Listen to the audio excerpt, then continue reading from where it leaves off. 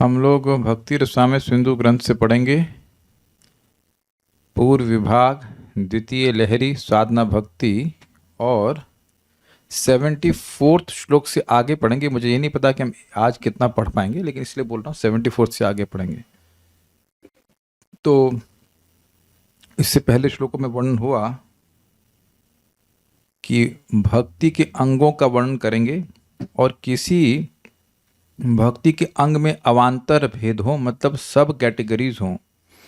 कीर्तन में अनेक प्रकार के कीर्तन हो सकते हैं, अर्चन में अनेक प्रकार के अंग हो सकते हैं, तो उस अर्चन को भी भक्ति का अंग एक कहा जाएगा और उसके जो सब कैटेगरीज हैं उनको भी अंग कहा जाएगा। और कुछ कुछ अंग ऐसे होते हैं जैसे भगवान को आता हुआ देखकर सवारी में व्यक्ति जब खड़ा हो जाए तो इसको भी भक्ति कहते हैं, भगवान को सम्मान दिया ना।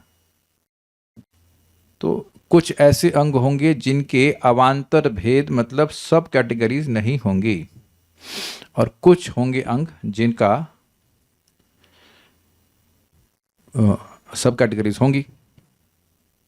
अब प्रश्न यह है कि अंगों का वर्णन क्यों कर रहे हैं? भाई साधना भक्ति का वर्णन कर रहे हैं, उसकी महिमा का वर्णन कर दिया, तो ये तो बताना जरूरी है ना कि वो करना क्या है उसमें।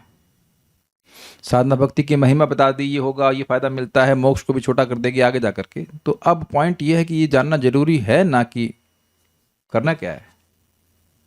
तो उसको अब विभिन्न प्रकार से बताएंगे। तो यहाँ पे जो भी क्रम चल रहा है उसमें 10 पॉजिटिव भक्ति हैं और 10 नेगेटिव भक्ति हैं। मतलब 10 भक्ति वो हैं जो करनी हैं और इनके द्वारा ही भक्ति में प्रवेश मिलता है। ये जो 10 भक्तियां हैं, अब यहाँ पर कोई व्यक्ति भी है अगर तो बड़े ध्यान पूर्वक सुनिएगा। चीज़ें बहुत सिंपल हैं लेकिन चीज़ों को समझना बहुत जरूरी है। यह जो 10 भक्ति अभी बताई जाएंगी वो भक्ति में प्रवेश द्वार हैं। द्वार के बारे में नहीं जानेंगे तो घुसेंगे कैसे भक्ति में। इसलिए एब्सेंट माइंडेड होने का स्कोप नहीं है। पूछ लूंगा कभी और नहीं समझ में आया तो डांट लगाऊंगा, क्योंकि इजी चीजें हैं। यह अगर नहीं ये समझ में आया तो भक्ति में प्रवेश ही नहीं है। इसलिए 10 द्वार हैं जिनका वर्णन किया जाएगा और फिर 10 निषेध भी बताए जा रहे हैं कि वह नहीं करना चाहिए। तो अभी पहले हम 10 की चर्चा करते हैं, देखते हैं कितना कर पाएंगे। लेकिन अभी हम लोग श्लोकों से समझे। अथ अंगानी, अब यहाँ पर वह भक्ति के अंगों का वर्णन करेंगे। गुरुपादाश्रयस्तस्मात् कृष्ण दीक्षादि शिक्षणम्। गुरुपादाश्रयस्तस्मात् कृष्ण दीक्षादि शिक्षणम्। विस्रम्भेण गुरोः सेवा साधु वर्तमानुवर्तनम्।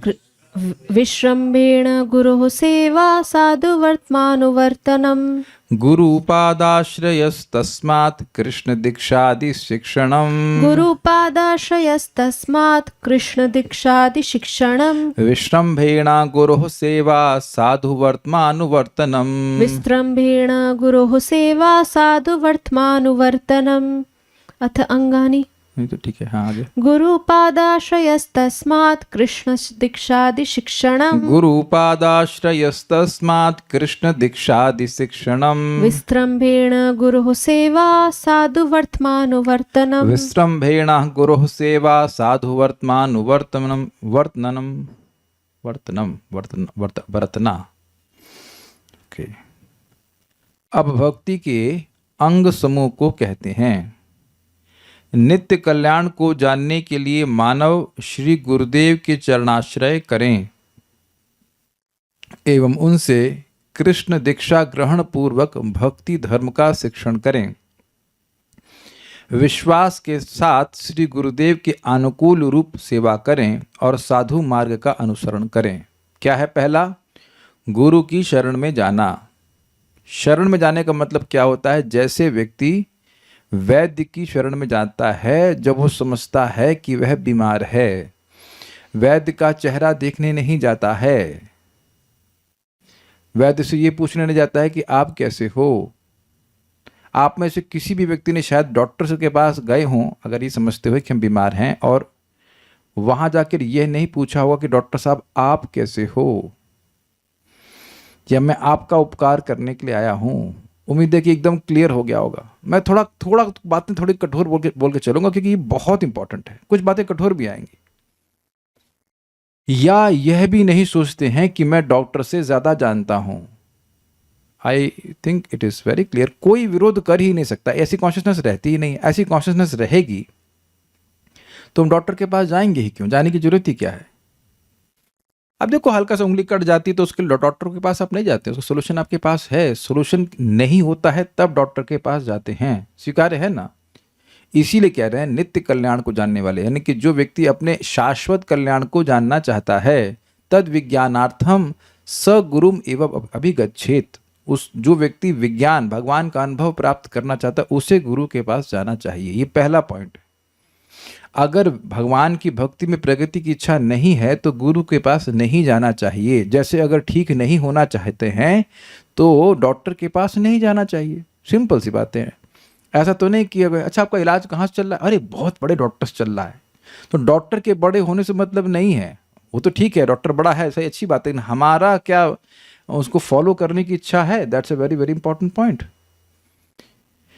दूसरा यहां बोल रहे हैं कृष्ण दीक्षादि शिक्षणम, कृष्ण से कृष्ण दीक्षा प्राप्त करके फिर शिक्षा ग्रहण करना चाहिए। ऐसे पढ़ाता हूं, तस्मात् गुरु पादाश्रय अतः। अब देखिए अतः का लिंग क्या है। इसी प्रकार का श्लोक श्रीमद् भागवतम में है 11वें स्कंद में, तस्मात् गुरुम प्रपद्येता जिज्ञासु श्रेयस उत्तमम शब्दे परे च निष्णातम ब्रह्मणि उपशमाश्रय।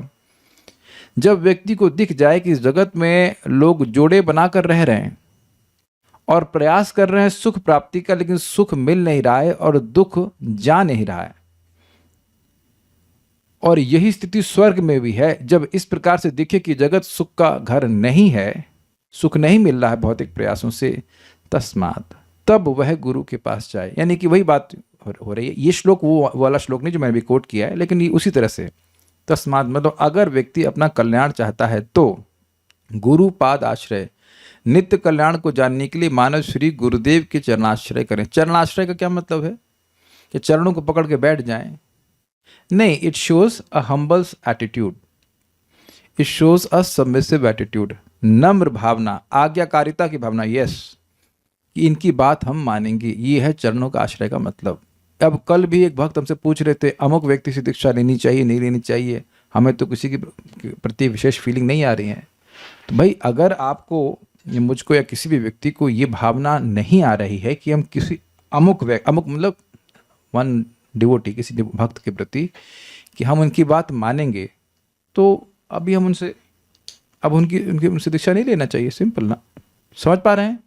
इसलिए ये नहीं सोचना चाहिए कि मेरे पति की दीक्षा हो गई है या पत्नी की हो गई है या बगल पड़ोसी वाले की हो गई तो मेरी भी हो जानी चाहिए, ये बात है। क्योंकि डॉक्टर जब बोलेगा दवा खाओ तो कहेंगे अरे यार ये तो बड़ा हम पर जुल्म कर रहे हैं। जुल्म करवाने के लिए हम लोग नहीं जाते हैं डॉक्टर के पास।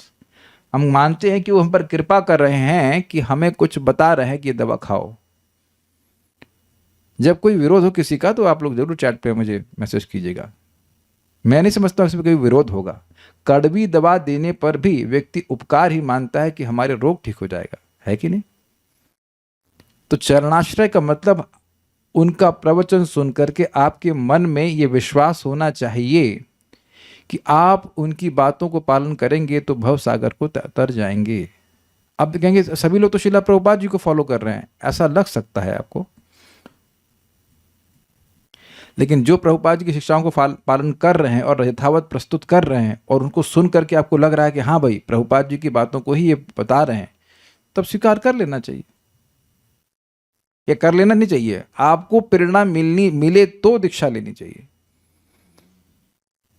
अब कभी कभी लोग कहते हैं वेट करना पड़ेगा, तो वेट करना होगा तो वेट कीजिए, नहीं तो किसी ऐसे व्यक्ति से आप दीक्षा ले लेंगे जिसकी शिक्षा आपको बिल्कुल नहीं पसंद आ रही है, आपको एटलीस्ट पसंद नहीं आ रही, अन्य को भले आ रही हो, तो फिर दीक्षा नहीं हो पाई। क्योंकि अगला श्लोक है, अगली बात है कृष्ण दीक्षादि शिक्षणम, ये बात है।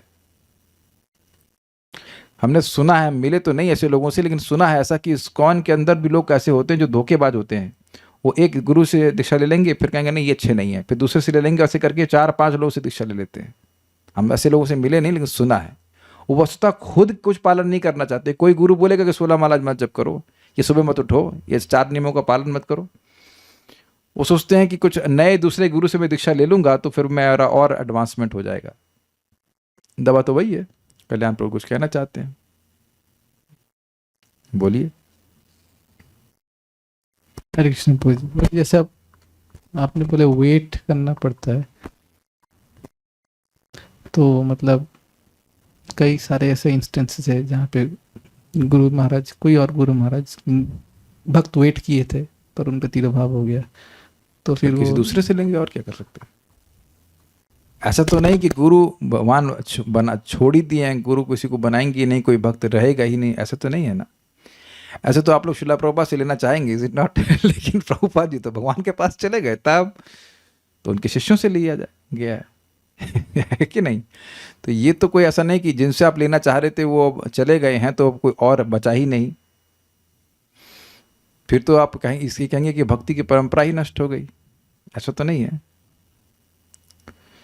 लेकिन ये बड़ी इंपॉर्टेंट बात है कि गुरु के चरणों का आश्रय लेने की इच्छा हमारी होनी चाहिए। फिर कृष्ण दीक्षादि शिक्षणम, अब ये ट्रेडिशनल पॉइंट है, उनसे कृष्ण दीक्षा ग्रहण पूर्वक भक्ति धर्म का शिक्षण करे, बड़ी इंपॉर्टेंट पॉइंट है। देखिए, जो नॉर्मल सिस्टम है उसमें जो गुरु है वह दीक्षा देने के बाद शिक्षा देता है। यही बात वैदिक दीक्षा में भी होती है कि उसको पहले दीक्षा मिलती है, फिर वेद पढ़ने का वह योग्य होता है। जैसे कि ये स्कूलों में एडमिशन होता है, फिर पढ़ाई होती है, दिस इज नॉर्मल। लेकिन अब नाम संकीर्तन आंदोलन जो चैतन्य महाप्रभु के द्वारा फैलाया गया, उसमें ऐसा महत्व नहीं है। बहुत से भक्त यहाँ पे होंगे जिनकी दीक्षा नहीं हुई है, लेकिन उनको वह हरे कृष्ण मंत्र दिया गया है और वो जप कर रहे हैं और वो लाभ भी उनको हो रहा है। यहाँ तो कोई इसमें विरोध नहीं करेगा कि आप लोगों ने हरे कृष्ण मंत्र पहले जप किया कुछ साल, 2 साल, 4 साल, 5 साल, डिपेंड्स, और उसके बाद दीक्षा हुई। दीक्षा पुरस्चर्य आदि अपेक्षा न करे, जीवा स्पर्श आचरण डाले सबको धारे। महाप्रभु स्वयं इसको एकदम रिलीज कर दिए कि दीक्षा पुरस्चर्य आदि की अपेक्षा नहीं करता है और जीव से स्पर्श होने मात्र से चांडाल पर्यंत किसी का भी उद्धार कर देता है, तो वो तो कोई दिक्कत नहीं है। मतलब उस तरह से नहीं ग्रहण करना चाहिए। श्रील रूप गोस्वामी समझा रहे हैं जो ट्रेडिशनल सिस्टम है, कृष्ण दीक्षा आदि, आदि मतलब, आदि का मतलब होता है एक्सेट्रा और आदि का मतलब आदि, शुरुआत। तो यानी कि दीक्षा आदि उनसे ग्रहण करे, दीक्षा आदि ग्रहण करे और शिक्षा भी ग्रहण करे, ये भी एक अर्थ है। दूसरा है कि दीक्षा जिसमें आदि हो उसके बाद शिक्षा ग्रहण करे। लेकिन एक इंटरेस्टिंग बात है कि शिक्षा ग्रहण ना करे ये नहीं लिखा है। कुछ समझ रहे हैं बात? ऐसा नहीं कि गुरु जी के कोई प्रवचन ही नहीं सुनना, वो जैसे चाहते हैं वैसे करना ही नहीं है, तो फिर गुरु के चरणों का आश्रय हुआ ही नहीं। अच्छा, कभी कभी लोग सोचते हैं कि हम गुरु जी से पर्सनल ऑडियंस ले लें, पर हमें तो सुना है, हमारे गुरु भाई बता रहे थे, हमने तो डायरेक्ट नहीं सुना है। परम पूज्य राधानाथ महाराज बोले, don't expect personal tension, whatever I have to teach I am giving in my lectures. और ये सत्य बात है। मेरे को कभी प्रिया नहीं होती महाराज एकदम आए सर पे हाथ रखें, ऐसा कुछ भी नहीं होता। सर पे हाथ रखेंगे तब भी जो मेरी नालायकी वो चली जाएगी। एटलीस्ट मैं अपने बारे में बोलूंगा तो मेरी तो नहीं जाती। ऐसे सुनने से कुछ प्रेरणा मिलती है कि हाँ भाई हम इनकी बात का पालन करें, लेकिन सर पर हाथ रखने से नालायकी चली जाती हो सकता है आप लोगों की चली जाती है। ऐसे पता नहीं, हमारी तो जाती नहीं, हम तो वैसे रहते, तो उसमें कोई अंतर नहीं आता। मैं ये नहीं कह रहा हूं कि कोई लाभ नहीं होता, लेकिन वैसा लाभ नहीं होता है जितना कि शब्द सुनने से होता है। उस तरह से तो नहीं कहूंगा कि एकदम लाभ नहीं होता, लेकिन वो लाभ नहीं होता है जितना कि शब्द सुनने से होता है। और प्रभुपाद जी एक बार किसी व्यक्ति को पूछ रहे हैं कि तुम यहाँ क्यों आए हो? भक्तों की संगत में व्यक्ति आया तो कुछ दूसरे भक्तों से कुछ बोल रहे तो प्रभुपाद ने कहा, अगर ये प्रवचन सुनना नहीं चाहता तो तुम आए क्यों हो? बड़ी इंटरेस्टिंग था। वो सामने प्रभुपाद उसको बोल रहे हैं, तुम आए क्यों? I think it is in the book perfect question perfect answer, उसमें कहीं किसी व्यक्ति को प्रभुपाद सब बोल रहे हैं। तो बाकी भक्त तो सकपका कह रही, इतना महत्वपूर्ण व्यक्ति ऐसे प्रभुपाद डायरेक्ट बोल रहे हैं, लेकिन वो आए ही क्यों, है कि नहीं?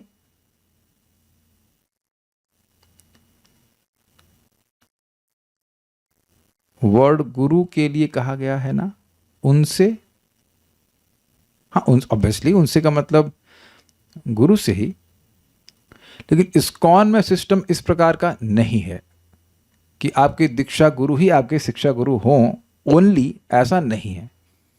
व्यापक है संस्था, तो अब काउंसलर सिस्टम है कि दीक्षा गुरु अनेक अनेक मतलब अनेक लोगों के अलग अलग दीक्षा गुरु हो सकते हैं। मैं ये नहीं कह रहा हूँ कि एक के अनेक होंगे, एक व्यक्ति के दूसरे दीक्षा गुरु होंगे, दूसरे के तीसरा दीक्षा गुरु हो सकते हैं, लेकिन शिक्षा वो ग्रहण कर सकते हैं, और अनेक शिक्षा गुरु भी हो सकते हैं, ये सिस्टम है। लेकिन ऐसा नहीं होना चाहिए कि जिससे दीक्षा ली है उससे कोई शिक्षा स्वीकार ही ना करें, ये बात नहीं होनी चाहिए। देखिए, हम सबकी बीमारी एक ही है, और वह है स्वैर आचरण। हम अपने हिसाब से करना चाहते हैं जो हमारा मन बोलता है कि नहीं। तो इसीलिए शिक्षा को स्वीकार करना ही बद्ध जीवन की जो कंडीशनिंग है, जो बद्धता है, उसको तोड़ने का एकमात्र तरीका है। मैं सुबह क्यों उठूं? नहीं उठूंगा सुबह। नाम जप करने का तो कोई नियम नहीं है ना। मैं सीधे क्यों बैठूं? नहीं बैठूंगा सीधे। तो आप देखेंगे कि जो व्यक्ति, आप किसी को ट्रेनिंग देना, बहुत रेयर कोई मतलब बहुत अच्छा व्यक्ति होगा तो आपकी बात मानने लग जाएगा, और उसके लिए आपको आश्चर्य, मान कैसे रहा है? ऐसा मत सोचिए कि क्यों नहीं मान रहा, मान क्यों रहा है यार, ये मान क्यों रहा है? और बेसिकली वो आपकी बात नहीं है, वो आपकी बात नहीं है। जैसे एक माता जी ने मुझे पूछा कि प्रभु जी, हमसे तो आंख बंद करके जप नहीं हो रहा है, क्या ये जरूरी है ऐसे बैठना? तो मैं उनके भाव समझ गया कि ये इंस्ट्रक्शन नहीं चाहती। उन्होंने कहा आप कैसे भी बैठिए, आप चल के जप कीजिए या कैसे भी जप कीजिए, नाम जप करने कोई नियम। Oh thank you so much प्रभु जी, थैंक यू सो मच। फिर बाद में मैंने उनको समझा दिया, देखिए लेकिन वेदांत सूत्र कहता है कि आसीन संभवात, भगवान पे ध्यान करना है तो आसन सिद्ध करना होता है, और चल चल के जप करना रजोगुणी होता है। लेकिन अब नींद आ रही तो करिए, कोई दिक्कत नहीं। तो what we do is give suggestions. तो बोली अरे नहीं, मैं तो सतगुण में आऊंगी, मैं बैठ के जब करूंगी। तो अब मैं लोगों को सजेशन देता हूं भाई, आज्ञा नहीं देता, एक्सेप्ट द्वैत बात नहीं। उनको दोनों चीज़ दे देते हैं, लेकिन बाकी लोगों को हम ये नहीं कहते कि आप ये करो और ये मत करो। सही भाई, ये है, इसका ये लाभ है, अगर आप करना चाहते हैं तो कर लीजिए। आप में से किसी व्यक्ति को मैं आज्ञा भी दे रहा हूँ, भाई गलत झूठ नहीं बोलना चाहता हूँ, देख लो किसी को आज्ञा दे रहा हूँ क्या, लास्ट 6 महीने में किसी को आज्ञा दी हो, क्योंकि जीवात्मा सजेशंस के लिए ऑलवेज ओपन रहता है। ये कर सकते हैं आप, इसके थोड़ा विवेक दे दीजिए, उसके बाद जो करना है वो चाहे कर लीजिए। बट हम खाली बात सब कहना ये चाहता हूं कि शिक्षा ग्रहण करने की इंक्लिनेशन होनी चाहिए। केवल दीक्षा से उद्धार नहीं होता। मैंने ये नहीं कहा कि दीक्षा से फायदा नहीं होता, मैंने कहा कि मैं ये कह रहा हूं कि केवल दीक्षा से उद्धार नहीं होता। नहीं तो प्रभुपाद क्यों कहते हैं कि मेरे 90% शिष्य स्वर्ग जाएंगे, भगवत धाम नहीं। 90 या 80 कुछ भी ऐसे जो भी फिक्र रहा हो, क्योंकि सभी लोग शिक्षा का पालन नहीं करना चाहेंगे। ठीक है, जो शिक्षा ग्रहण करी उसका लाभ क्या होगा? विश्रम्भेण गुरु सेवा, विश्वास के साथ गुरु की अनुकूल रूप सेवा करे। मतलब इनकी सेवा करके मेरा उद्धार होगा। अब सेवा का 2 अर्थ है, आप जानते हैं, वपु सेवा और वाणी सेवा। वपु सेवा मतलब खाने के लिए देना, पानी के लिए देना। तो आप जान रहे हैं कि दीक्षा गुरु को आप हमेशा तो खाना पीना दे नहीं सकते, हमेशा तो आपके पास आते नहीं, और कभी कभी सेवा का मौका मिलता ही नहीं जीवन में, ये भी बात है। तो अब सबसे बड़ी जो सेवा है वो कौन सी बची फिर? वाणी सेवा। और वस्तुतः वाणी सेवा तो सर पे ही रहती है हमेशा। Every time I act as per the instruction of the spiritual master, I make advancement. वाणी सेवा तो 24 घंटा रहती है। सबको समझ में आ गया? ये कठिनाई हो रही समझने में कुछ? जैसे हमें आज्ञा मिली है कि I will chant attentively, should chant attentively as much as possible. अब ये तो बड़ा भारी हो गया भाई, हर दिन अटेंटिव चैंट करना है, सारे 16 माला को अटेंटिव करने का प्रयास करना है। This is too much. मेरा मन भी कभी कभी बोलता नहीं, अभी ये वाला नहीं, this is too much. But हमारे लाभ के लिए बोला गया है ना, humble servant of the servant. हमेशा कैसे हम नम्र रहें भाई, ये मेरा मन बोलता है, क्योंकि मन शिष्य नहीं बना है ना अभी, मन तो ना शिष्य बन गया है अभी। हमेशा कैसे नम्र रहें भाई, उतना खराब बात बोलती हैं, उनका कुछ जवाब नहीं देंगे हम, हाउ कैन वी। तो आप देखिए कि वाणी सेवा बड़ी मुश्किल है भाई, लेकिन वाणी सेवा is always accompanying you, in that way. आपको उसका प्रमाण दें, प्रभुपाद जी वहाँ पे अनुवाद करते हैं, जारे देखो तारे कहो कृष्ण उपदेश, आमाराज्ञा गुरु होए तारे ए देश। फिर उसके बाद क्या श्लोक है वो, पुनरपिठाई कबू ना बाड़ी बे तुम्हारे विषय तरंगे, पुनरपिठाई पाबे मोर संगे।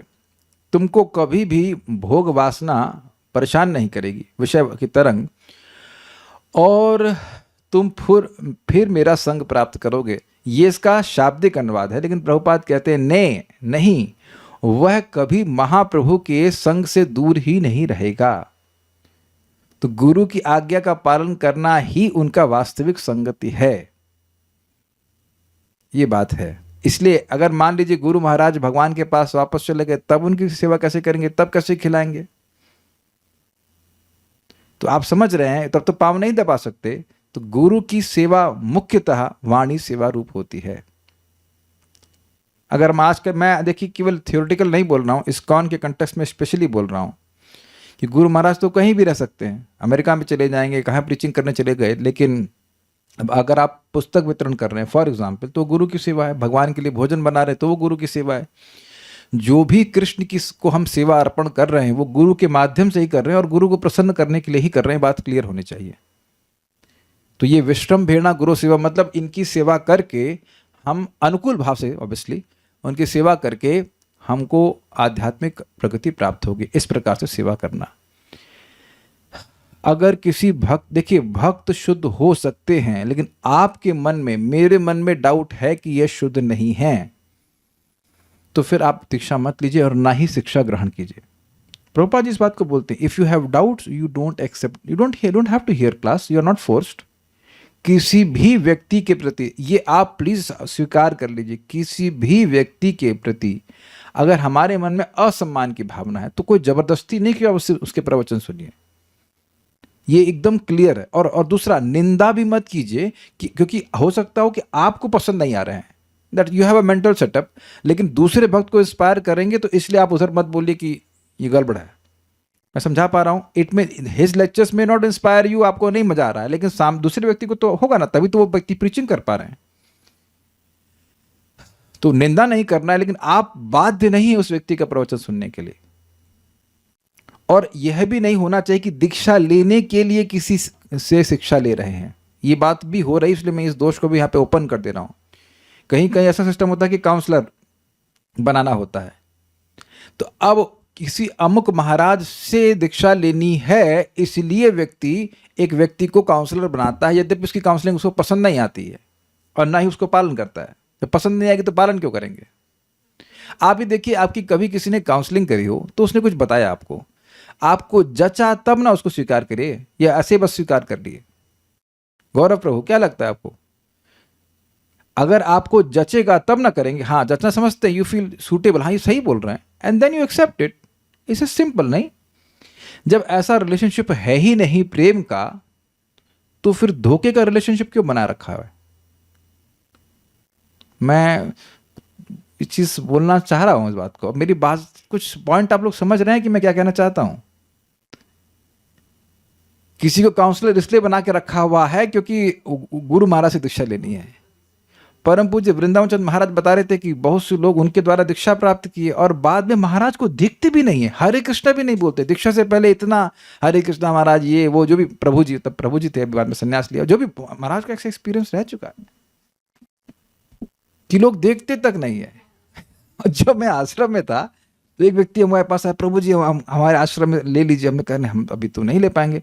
तो बाद में वो दिखे हमको, तो अपनी टोपी ऐसे नीचे झुका करके जा रहे हैं। अरे भाई, हम कोई असुर थोड़ी ना है कि तुम ऐसा हमको देख लोगे तो तुम्हारा दिन खराब हो जाएगा। Very strange people behave. तो यानी कि वो छल कर रहा है, वो काउंसलर के संग भी छल कर रहा है और अपने गुरु के संग भी छल कर रहा है, क्योंकि छल से दीक्षा लेना चाहता है। तो इस तरह से तो नहीं बोल रहे हैं ना। वो सोच रहे हैं कि उनसे स्टैंप लग गया तो मेरा भगवत धाम का रास्ता एकदम क्लियर हो जाएगा। भैया, छल करोगे तो कभी नहीं भगवान के पास आ सकते। प्रमाण आप भागवत में सुन चुके हैं कि वो क्या श्लोक था, वो सवेद धातुम पदवीं परस्या दुरंत वीर्यस्य रथांग पाणे यो मायया संततयानुवृत्त्या भजेत तत्पाद सरोज गंधम। अमाया निष्कपट भाव से सेवा करना चाहिए, है कि नहीं? कुछ पूछ रहे हैं भक्त, मैंने कई वीडियोस में देखा है कि महाराज मरते हुए किसी किसी भक्त को डेथ बेड पे दीक्षा दे रहे हैं, नाम जप में तो दीक्षा की अपेक्षा नहीं है, फिर ऐसा क्यों करते हैं महाराज? ये प्रश्न यहाँ का लिए संगत नहीं बना, ये सब संगत प्रश्न नहीं है। वो ये कर सकते हैं कि उनको दीक्षा दे दिया और फिर वह किसी भक्त के अंतर्गत उसको सुपुर्द कर दें। जैसे मेरे सामने ही एक माता जी की दीक्षा हो रही थी, परम पूज्य राधा कुंज महाराज, मेरे सामने ही बात हो रही थी। तो कोई व्यक्ति कहे कि नहीं इनकी ट्रेनिंग नहीं हुई, थोड़ा उनका द्वेष था माता जी के प्रति, तो महाराज के मैं दीक्षा दे रहा हूँ, आप ट्रेनिंग दे दीजिएगा। मैं दीक्षा दे रहा हूँ, आप ट्रेनिंग दे दीजिएगा। तो training is is normal, let's okay, is it not? दीक्षा गुरु दीक्षा दे दिए, ट्रेनिंग कोई और दे देंगे, तो वो कोई प्रॉब्लम नहीं है। और वो ट्रेनिंग में है ऐसे, मतलब ट्रेनिंग तो हम सबकी पूरी जिंदगी चलती रहती है, लेकिन भक्ति कर रहे हैं कोई दिक्कत नहीं। अभी राधिका प्रभु भी तो आप इस्कॉन से बाहर आप दीक्षा लिए हैं, परम पूज्य राजेंद्र दास महाराज जी से लिए हैं, और महाराज जी उनको बोले है ना कि इस्कॉन में ट्रेनिंग अच्छी मिलती है बोले ना। तो इन्होंने कहा, महाराज जी बोले कि ट्रेनिंग अच्छी मिलती, जाकर ट्रेनिंग ले लो उनसे। तो ये ट्रेनिंग ले रहे हैं। ये कोई जिसमें झगड़ा था ना इस बात का, कि अगर मान लीजिए कि कोई दीक्षा दूसरे संप्रदाय से ले लिया, तो अब इस्कॉन में अब ये रूप गोस्वामी जी का ग्रंथ तो सभी संप्रदाय के लोग यूज करते हैं। एक भक्त बोले कि किसी और गौड़ीय वैष्णव से दीक्षा लेना चाहते हैं, उन्होंने बोले कि इस्कॉन के किसी भी गुरुवृंद के प्रति गुरु के प्रति हमारी भाव नहीं बन रहा है, तो हम दूसरे गौड़ीय वैष्णव से लेना चाहते हैं। तो हमने कहा ठीक है, आपकी भाई भाव नहीं बन रहा तो जबरदस्ती क्यों करेंगे आप? इसमें बुरा और सही वाली बात नहीं है, आपको प्रेरणा मिल रही तो वहां से दीक्षा ले लीजिए, क्या कठिनाई है? Is it not? You can't force that. Prabhupada is not forcing. How can I force? How can anyone force? Force करेंगे तो लोग छोड़ देंगे। और कठिनाई यह भी है, भक्त आके बता रहे थे कि कहीं किसी बेस में 2 महीने के अंदर दीक्षा दिलवा दी गई। अब आप ये बताइए कि 2 महीने में आप कितने बड़े हुए थे भक्ति में? कौटिल्य प्रभु आपको 2 महीने हुआ है भक्ति में, तो 2 महीने में आप कितने बड़े होते? 2 महीने का बच्चा कितना बड़ा होता है? अरे शास्त्र भी कम से कम साल भर बोलता है।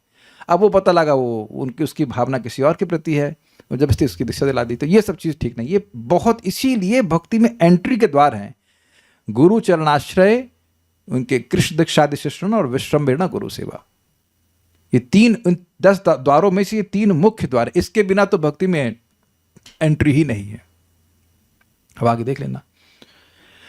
और साधु वर्त्म अनुवर्तनम, और साधु मार्ग का अनुसरण करें। वर्त्म मतलब होता है मार्ग, साधु मतलब साधु भक्त, और अनुवर्तनम का मतलब अनुवर्तन करना, पीछे पीछे चलना। मंगल आरती साधु लोग कितने बजे करते हैं? 8 बजे सुबह, है ना? तो ऐसा नहीं कि हम कहें कि हम 8 बजे मंगल आरती करना है। आरती उसका नाम दे दीजिए, लेकिन उसको मंगल आरती नहीं कह सकते। ये साधु वर्तनम नहीं है कि नहीं? जैसा पूर्ववर्ती आचार्यों ने किया है वैसा शास्त्र के अनुसार वैसा व्यक्ति को वर्तमान वैसा अनुसरण करे। भाई हम लोग हरे कृष्ण मंत्र क्यों करते हैं?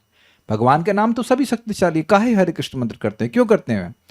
प्रभुपाद जी ने किया, उनके गुरु महाराज ने किया, उनके गुरु महाराज ने किया, ऐसे पूरे चाहिए चैतन्य महाप्रभु ने किया। तो ये आप देख रहे हैं कि ये परंपरा कोई मनगणित मनोकल्पित नहीं है। भगवान का नाम बोलना है, लेकिन कौन सा नाम बोलना, ये प्रश्न किया महाप्रभु से।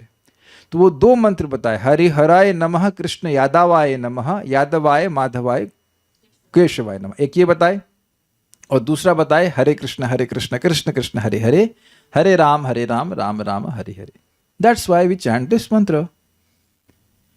हम लोग संसार दावन अलग क्यों गाते हैं? क्योंकि चक्रवर्ती पाद ने दिया है, श्रील प्रभुपाद ने समझाया, उनके गुरु महाराज भी समझाए। आप समझ रहे हैं ना? सिस्टम जो है वो पूर्ववर्ती आचार्यों के अनुसार, पूर्ववर्ती भक्तों के अनुसार करना है। ये बात कही। हम लोग तुलसी माला पे क्यों जप करते हैं?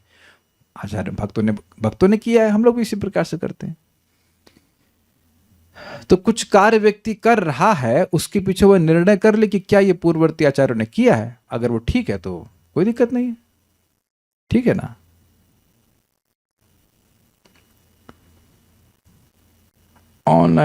ऑनलाइन वीडियो देखकर गुरु स्वीकार करा है तो ये सही है प्रभु जी? अब देखिए, आप समझिए शिक्षा तो कोई भी दे सकता है, कोई भी, मतलब कोई भी प्रामाणिक भक्त से आप शिक्षा ग्रहण कर सकते हैं।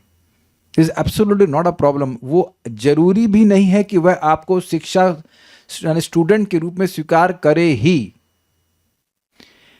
ऐसा नहीं है कि मैं जाकर के परम पूज्य भक्ति विज्ञान महाराज को दंडवत डाला, महाराज मुझे अपना शिक्षा गुरु नहीं, सॉरी, शिक्षा स्टूडेंट स्वीकार कीजिए।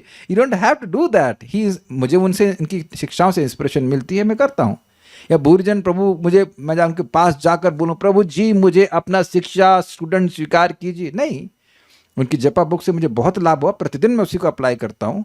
बहुत सारे भक्त हैं, एक नहीं कई भक्त, परम पूज्य सचिनंदन महाराज, परम पूज्य बीबी गोविंद महाराज, सो मैनी, एक नहीं, मुकुंद दत्त प्रभु, मैं अगर नाम रखूंगा तो कितने सारे भक्त हैं।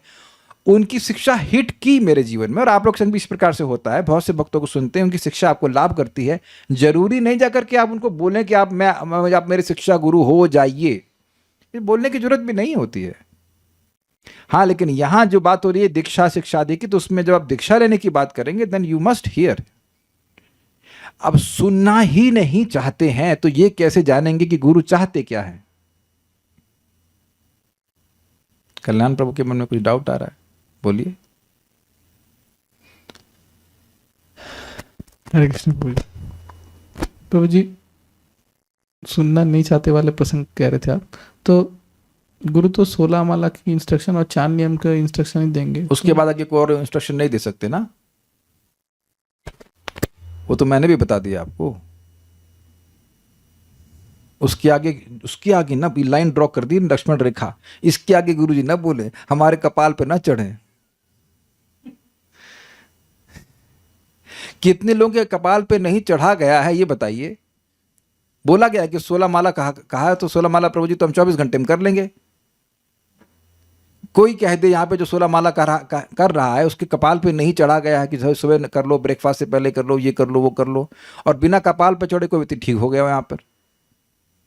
सो मत और ये मत करो और वो मत करो, बहुत सारी चीजें कहनी थी। 16 माला ही बस नहीं है, नियम है और कुछ भी नहीं, बेसिक इंस्ट्रक्शन है।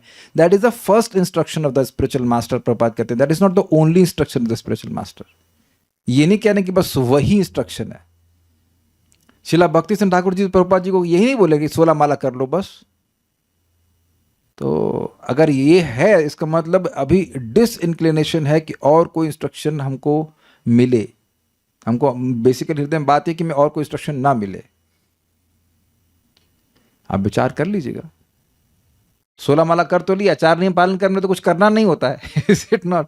तो उसके लिए तो कुछ अलग से टाइम निकालना नहीं है। तो 16 माला कर लिया, अब भैया अपने घर खुश रहो, हम आ जाएंगे व्यास पूजा वाले दिन, बाकी टाइम हमसे बात ना करिए आप। इसीलिए लिखा है कृष्ण दीक्षादि शिक्षणम। बहुत कुछ सीखना होता है, कैसे खाना है, कब उठना है, क्या करना है। So many things have to be learn, so many things. और इसको 11वें स्कंद में कहा है शिक्षेत। उसको इस प्रकार से गुरु से शिक्षा ग्रहण करनी चाहिए। बहुत सारी चीज, ठीक है। और कोई प्रश्न है इधर क्या? मुझे ऐसा लगता है कि यदि इस्कॉन से बाहर किसी से दीक्षा लेंगे तो 64 माला करना होगा, क्योंकि गौड़िया संप्रदायों में उनके गुरु उन्हें लाख हरि नाम करने को कहते हैं, और इस्कॉन में दीक्षा लेंगे तो वही कृपा श्रील प्रभुपाद की दया से 16 माला 4 नियम करके प्राप्त हो जाएगी। क्या ये सही अजम्पशन है? देखिए, बात ये सब बात डिटेल्स की है। बात सिंपल सी ये है कि अगर आपको किसी भक्त की शिक्षा पसंद आ रही है तब उसको गुरु के रूप में स्वीकार किया जाता है। अगर शिक्षा ही पसंद नहीं आ रही है तो फिर आप गुरु के रूप में मत स्वीकार कीजिए। और अगर शिक्षा पसंद आ रही है तो दूसरे के कहने की वजह से त्यागिए भी मत। समझ पा रहे हैं बात? दूसरा अपना कोई ओपिनियन बना दे, तो ऐसा कर रहे हैं तो ऐसा करें। आप देखो ना, मैं खाली चाहता हूं कि भक्त लोग अपना भी विवेक जागृत करें। ऐसा नहीं कि बस हाँ इसने बोल दिया उसने बोल दिया कर लें। एनीवेज हम और एक्सपाउंड नहीं कर रहे। इतनी बात समझ ली, साधु वर्तम अनुवर्तनम, क्या ऐसा आचरण पूर्ववर्ती भक्तों ने किया है वो देखिए। तो यानी कि हमने क्या सीखा श्लोक में? तस्माद गुरु पादाश्रय, सबसे पहले वह गुरु के चरणों का आश्रय स्वीकार करे। कृष्ण दीक्षादि शिक्षणम, कृष्ण से दीक्षा प्राप्त करके उनसे शिक्षा प्राप्त करे। विश्रम के साथ गुरु की सेवा करे, और भक्तों के जैसे पूर्ववर्ती भक्त हैं उन्होंने जैसे आचरण किया है वैसा आचरण वह करे। दुर्गम संगमनी। कृष्ण दीक्षादि शिक्षणम, अर्थात यहाँ आदि शब्द से सूचित होता है कि दीक्षा ग्रहण करने के बाद ही शिक्षा ग्रहण करे। अभी क्लियर हो जाएगा, आगे देखिएगा। साधु वर्तमान वर्तनम, अर्थात सद्गणों, सद्गुण नहीं है, सद्गण मतलब सत मतलब भक्त, भक्त गणों के द्वारा आचरित श्रुति आदि शास्त्रों के विधि के अनुकूल चले, मतलब जो आचरण साधुओं ने शास्त्र के अनुसार किया है उसके अनुसार चले। यहां पर ऐसा नहीं कि कोई आचरण, कोई भक्त मान लीजिए कोई आचरण शास्त्र के अनुसार नहीं कर रहा है तो आप वैसा आचरण मत करो। हम नाम नहीं रखेंगे, एक भक्त को बारे में सुना कि वो कहीं देख लिए कि भगवान को भोग चखने के बाद लग रहा है, तो अब वह भी अपने घर में शुरू कर दिए। तो क्या हम लोग को ऐसा करना चाहिए? अगर किसी भक्त को ऐसा करते हुए हम देख भी लें तो भी। ये हमारे सामने एक भक्त ने एक हमको फोटो भेजा जिसमें राधा कृष्ण के विग्रह के ऊपर प्लास्टिक के फूल जैसे चढ़ाए गए थे। अब वो उसको अलंकार कह रहे हैं, लेकिन हमको तो फूल ही दिखे, तो पूछे ऐसा कर सकते हैं क्या? तो हमने उत्तर दिया कि भाई प्लास्टिक के फूल तो भगवान नहीं स्वीकार करते हैं, क्योंकि भगवान ने कहा है कि भाई मैं उसको अशनामी में खाता हूं, तो प्लास्टिक को तो नहीं खा सकते हैं। एटलीस्ट मेरी अंडरस्टैंडिंग तो उसको देखकर, उस फोटो को देख के यही थी कि वो फूल की माला थी, वो अलंकार नहीं था। तो मैंने मना कर दिया कि आप ऐसा मत कीजिए, हमारे घर में हम लोग ताजे फूल या जो भी असली फूल की माला अर्पण करते हैं। भगवान को खाना हो ना, कुछ दिन बाद तो फल भी हो सकता है प्लास्टिक का अर्पण करने लग जाए। तो अब कोई भक्त कर रहा है तो उसको देख करके हमें तुरंत अनुकरण नहीं कर लेना चाहिए। और मैं इस पर जब उनको मैंने उत्तर दिया तो मैंने विचार किया कि एटलीस्ट मुझे वो फूल की माला लग रही थी, अब वो अलंकार हो पता नहीं, हमको तो वो उसमें हीरे नहीं लग रहे थे, उसमें प्लास्टिक का ही फूल था। और प्लास्टिक अर्पण नहीं किया जाता है, चाहे वो अलंकार हो चाहे कुछ भी हो। प्लास्टिक गंदी वस्तु है, एग्जैक्टली अपवित्र वस्तु है। तो वहां बिल्कुल स्पष्ट है, प्रयतात्मनः था ना वहां पे कि शुद्ध होकर वस्तु देता है तो स्वीकार करता हूं, तो केवल शुद्ध होकर और अशुद्ध वस्तु देता है तो स्वीकार कर लूंगा। आप समझ ही रहे हैं कि भाई खुद भी शुद्ध होना है और शुद्ध वस्तुएं देनी है। तो मैंने उनको समझाया कि ऐसे नहीं करना चाहिए। तो इस प्रकार से आप अपने भक्ति के जीवन में बहुत से भक्तों का आचरण देखेंगे, और उसको अनुकरण करने से पहले हम लोग यह सोच लें कि क्या यह शास्त्रानुगत है, क्या भक्तों ने किया है तो क्या इस शास्त्र के अनुसार भी है या नहीं। ठीक है, ये बात है। नोट, यह टिप्पणी पारंपरिक वैदिक दीक्षा प्रणाली का समर्थन करती है। ये टिप्पणी जीव गोस्वामी जी ने दी है, जिसमें कोई व्यक्ति वैदिक गायत्री मंत्र के साथ वैदिक दीक्षा या उपनयन प्राप्त करता है, इससे वह वेदों का अध्ययन करने के योग्य हो जाता है। यह परंपरा 5 रात्रिक दीक्षा और अध्ययन के साथ भी जारी रही। मतलब वैष्णव प्रणाली में भी पहले व्यक्ति दीक्षा प्राप्त करता है, फिर वह मंत्र का उच्चारण करता है। जैसे शिला रामानुजाचार्य जी को वैष्णव दीक्षा प्राप्त करने के लिए 17 बार अप्लाई करना पड़ा और 17 बार रिजेक्ट हुए, तब जाके उनके गुरु जी ने मंत्र दिया ओम नमो नारायणाय, उसके बाद वो जप कर पाए। लेकिन यहां ऐसा नहीं होता है, यहां हरे कृष्ण मंत्र पहले दे दिया जाता है। किंतु जब नाम संकीर्तन प्रधान हो गया तो शिक्षा से पहले दीक्षा की अनिवार्यता उतनी महत्वपूर्ण नहीं रह गई। समझे? मतलब ऐसा नहीं है कि व्यक्ति दीक्षा ले उसके बाद ही शिक्षा ग्रहण करे, ये बात यहां पे कह रहे हैं। तो ये थोड़ा सा यहाँ पे अच्छा नोट है। परम पूज्य भानु महाराज की जो बुक है उससे हमने नोट को लिया, और ये बिल्कुल सत्य बात है यहाँ पे। और समय हो गया, एक श्लोक और हम ले सकते हैं। श्लोक तो बहुत अच्छा है। आप लोगों को ये अंग के बारे में सुनना अच्छा लग रहा है? हे अंगों, अंग मतलब सुन रहे हैं, संबोधन में कह रहा हूं, हे मेरे प्रिय भक्तों, I hope you are going to like this things. है सिंपल लेकिन बात समझ में आने वाली। एक श्लोक और ले लेते हैं फिर हम रुक जाएंगे। सद्धर्म पृच्छा भोगादि त्यागः कृष्णस्य हेतवे निवासो द्वारकादौ च गंगादेरपि सन्निधौ। बहुत इजी है ये। सद्धर्म को जानने के लिए प्रश्न करना, मेरा जॉब नहीं लग रहा है गुरुजी, या आप तो बहुत जगह घूमते होंगे, कोई लड़की हमारे लिए ढूंढ दीजिए। तो ये सब सद्धर्म नहीं है। और ऐसा पूछते हैं, ऐसा पूछ लेते हैं। श्री कृष्ण के अनुग्रह प्राप्ति के लिए भोग, लोक, लोक मतलब पैसा, सॉरी लोक मतलब जन, वित्त मतलब पैसा, और पुत्र आदि के प्रति आसक्ति का परित्याग, इनका परित्याग नहीं। अब अगर ये कह देंगे कि बस पुत्र को छोड़ दो, घर छोड़ दो, तभी व्यक्ति भक्ति में आगे बढ़ेगा, तो ये नहीं। लेकिन आसक्ति का मतलब ये हुआ कि आसक्ति के कारण व्यक्ति भजन नहीं कर पा रहा है, तो उस आसक्ति को त्यागे। मेरा एक मित्र था, उसको बुलाया मैंने जब करने के लिए, कहता नहीं आज नहीं आ पाऊंगा, बच्चे को साइकिल पे खिलाने जा रहा हूं मैं। तो यही अब आपके पास काम बच गया है कि सुबह आप अपने बच्चे को साइकिल घुमाएं। जन्म मृत्यु की साइकिल को रोकना है, उधर कोई मतलब नहीं है। तो बच्चे की आसक्ति के कारण अब वो भजन छोड़ दे रहे हैं, उन्हें कोई दिक्कत नहीं है। तो ऐसा व्यक्ति दीक्षा के लोग योग, दीक्षा क्या भक्ति के लिए भी योग नहीं है। द्वारका आदि तीर्थ में एवं गंगा आदि के समीप निवास करना भक्ति है। ये अंग भी हैं, अंग है भक्ति के। सद्धर्म पृच्छा, सद्धर्म को जानने के लिए प्रश्न करना। ध्यान दीजिएगा कि ये भक्ति है। सद्धर्म मतलब भक्तों का धर्म, भागवत धर्म, भक्ति कैसे की जाए इस संबंध में प्रश्न करना, ये भक्ति है। एक मत और ध्यान रखिएगा, जैसे मैं यहां समझा रहा हूं, तो जब बात आपको समझ में आए तो जबरदस्ती प्रश्न करना वह सद्धर्म परीक्षा नहीं है। इसी बात को महाराज समझाते हैं कि प्रश्न हो तो कीजिए, प्रश्न बना के मत कीजिए।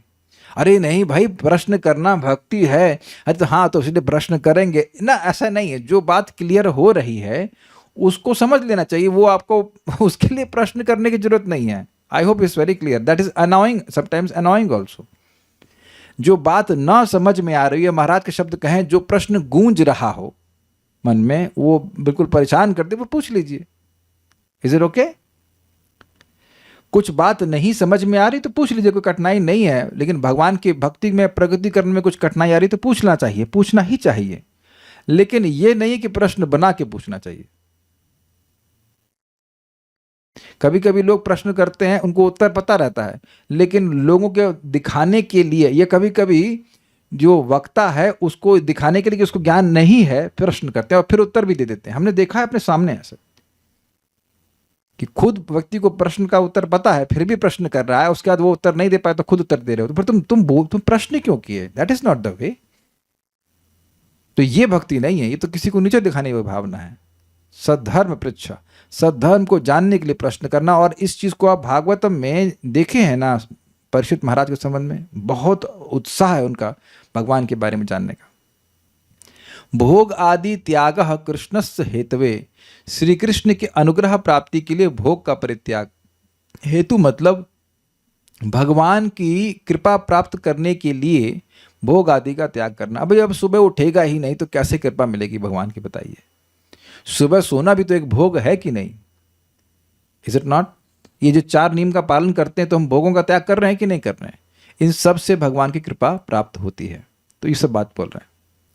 निवासः द्वारकादौ च, निवास करना द्वारका आदि पवित्र स्थलों में। भाई जैसे वृंदावन में वास करना, या किसी इस्कॉन मंदिर के पास रह सकते हैं, वहाँ पे जाएं आप, वह भी भगवान के धाम का ही विस्तार है। तो उसमें रहने से भक्ति बड़ी तीव्रता से बढ़ती है। द्वारका है, मायापुर है, हरिद्वार है, काशी है, ये सब जगह भी स्थान भगवान की भक्ति के लिए अच्छे हैं, तो सब बोलते हैं।